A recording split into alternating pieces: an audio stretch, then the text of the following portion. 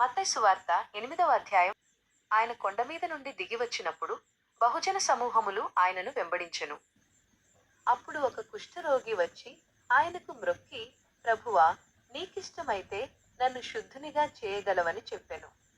అందుకాయన చెయ్యి చాపి వాని ముట్టి, నాకిష్టమే, నీవు శుద్ధుడవు కమ్ము అనగా తక్షణమే వాని కుష్ఠరోగము శుద్ధి ఆయెను. అప్పుడు యేసు ఎవరితోనూ ఏమి చెప్పవద్దు, అయితే వెళ్ళి నీ దేహము యాజకునికి కనుపరుచుకొని వారికి సాక్ష్యార్థము మోషే నియమించిన కానుక సమర్పించుమని వానితో చెప్పెను. ఆయన కపెర్నహూములో ప్రవేశించినప్పుడు ఒక శతాధిపతి ఆయన యొద్దకు వచ్చి, ప్రభువా, నా దాసుడు పక్షవాయువుతో ఇంటపడియుండి మిగుల బాధపడుచున్నాడని చెప్పెను. అందుకు ఆయన, నేను వచ్చి వాని స్వస్థపరచెదననగా, శతాధిపతి స్పందిస్తూ, ప్రభువా, నీవు నా ఇంటిలోనికి వచ్చుటకు నేను పాత్రుడను కాను, మాట మాత్రము సెలవిమ్ము, అప్పుడు నా దాసుడు స్వస్థపరచబడును. నేనను మనుష్యుడను కాను, నా చేతి క్రింద సైనికులున్నారు. ఒకని పొమ్మంటే పోవును, మరొకని రమ్మంటే వచ్చును, నా దాసుడిని ఈ పని చేయమంటే చేయునని అనెను. యేసు ఈ మాట విని ఆశ్చర్యపడి తనను వెంబడించు వారిని చూచి, ఇశ్రాయేలులోనైనను నేను ఇట్టి విశ్వాసము ఎక్కడను చూడలేదని మీతో నిశ్చయముగా చెప్పుచున్నాను. మరియు తూర్పు నుండియు పడమటి నుండియు అనేకులు వచ్చి అబ్రహాము, ఇస్సాకు, యాకోబులతో కూడా పరలోక రాజ్యములో కూర్చుందురు గాని రాజ్యపు కుమారులు వెలుపటి చీకటిలోకి త్రోయబడుదురని మీతో చెప్పుచున్నానెను. అప్పుడు యేసు శతాధిపతితో, నీవు వెళ్ళుము, నీవు విశ్వసించిన ప్రకారము నీకు జరుగునుగాక అనెను. ఆ గడియలోనే ఆ దాసుడు స్వస్థుడాయెను. తరువాత యేసు పేతురింటిలో ప్రవేశించి అతని అత్త జ్వరముతో పడియుండుట చూచి ఆమె చెయ్యి ముట్టగా జ్వరము ఆమెను విడిచిపెట్టెను. అప్పుడామె లేచి వారికి ఉపచారము చేయసాగెను. సాయంకాలమైనప్పుడు జనులు దయ్యములు పట్టిన అనేకులను ఆయన యొద్దకు తీసుకుని రాగా, ఆయన మాట వలన దయ్యములను వెళ్ళగొట్టి రోగుల నెల్లను స్వస్థపరిచెను.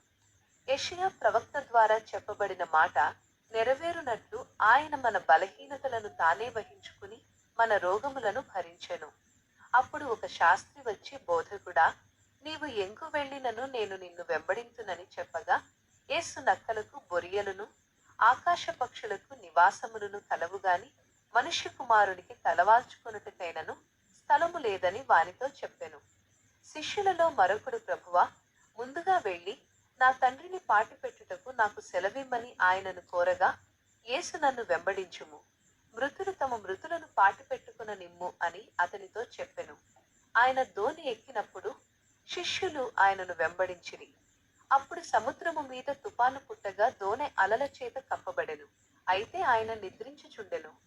శిష్యులు వచ్చి ఆయనను లేపి, ప్రభువా, మమ్మును రక్షించుము, మేము నశించిపోవుచున్నామని చెప్పగా, ఆయన, అల్ప విశ్వాసులారా, ఎందుకు భయపడుచున్నారని వారితో చెప్పి లేచి గాలిని సముద్రమును గద్దింపగా మిక్కిలి నిమ్మళమాయెను. ఆ మనుష్యులు ఆశ్చర్యపడి ఈ గాలియు సముద్రమును ఎలాంటివారో ఈయనకు విధేయులై ఉన్నారనుకొనిరి. ఆయన అద్దరికి గదరేనీయుల దేశమునకు వచ్చినప్పుడు సమాధులలో నుండి వచ్చిన ఉగ్రులైన 2 దయ్యములు పట్టిన మనుష్యులు ఆయనకు ఎదురుగా వచ్చిరి. ఎవడనూ ఆ ద్రోవను పోజాలనంతగా వారు మిక్కిలి భయంకరముగా ఉండిరి. వారు, ఇదిగో దేవుని కుమారుడా, మాకు నీతోనేమి, కాలము రాకముందు మమ్మును యాతన పెట్టుటకు ఇక్కడకు వచ్చితివా అని కేకలు వేసిరి. వారికి దూరముగానొక పెద్ద పందుల మంద మేయుచుండెను. అప్పుడు ఆ దయ్యములు, నీవు మమ్మును వెళ్ళగొట్టిన ఎడల ఆ పందుల మందలోనికి వెళ్ళనిమ్మని ఆయనను వేడుకొనగా, ఆయన వాటిని పొమ్మనెను. అప్పుడు అవి బయలుదేరి ఆ పందులలోనికి వెళ్ళగా, ఆ మంద అంతయు ప్రాతము నుండి కొండ మీది నుండి సముద్రములో పడి నీళ్లలో నశించెను. వాటిని మేపువారు పారిపోయి పట్టణములోనికి వెళ్ళి దయ్యములు పట్టిన వారి సంగతియు సమస్తమును తెలియచేసిరి. అందుకై ఆ పట్టణస్థులందరూ యేసును ఎదుర్కొని వచ్చి తమ ప్రాంతములను విడిచిపొమ్మని ఆయనను వేడుకొనిరి. ఈ పరిశుద్ధ వాక్యము వింటున్న మీకు దేవుడు తోడయుండును గాక. ఆమేన్.